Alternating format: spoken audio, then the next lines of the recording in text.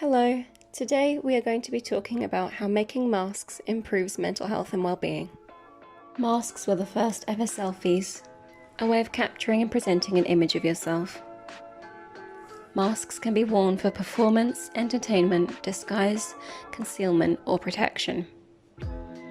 They have been around since ancient times and have been used in ceremony, storytelling, and dramatic enactment. People often do not realise that they put on masks when interacting with others. We wear masks to get through stressful times. We put on masks when we are with our children to protect them. We wear masks at work while being professional, and with strangers to keep them from seeing too much. There are thousands of masks we wear, sometimes all within one day.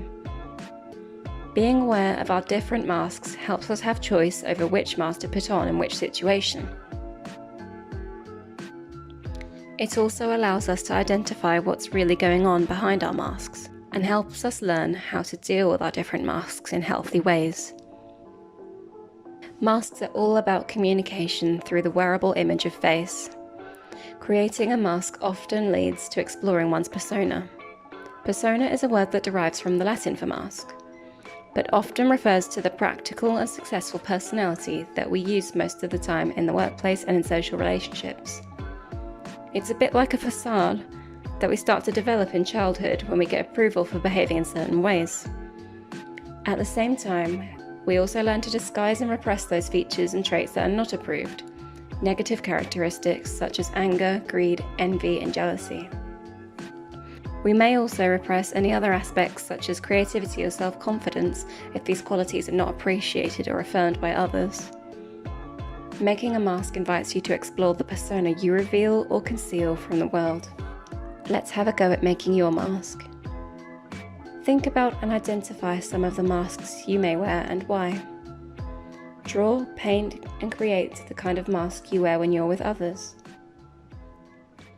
After you've finished making this outside mask, your persona, create an inside mask. Identify what is really going on inside. Decorate the mask. When you have finished both the outside and inside masks, discuss about what you see in your drawings. How did it feel to create the two different masks? How are the masks different from each other? How are they similar? What colours did you use and why? What imagery did you use and why? What do the masks say about how you see yourself? We hope this activity was reflective and helpful.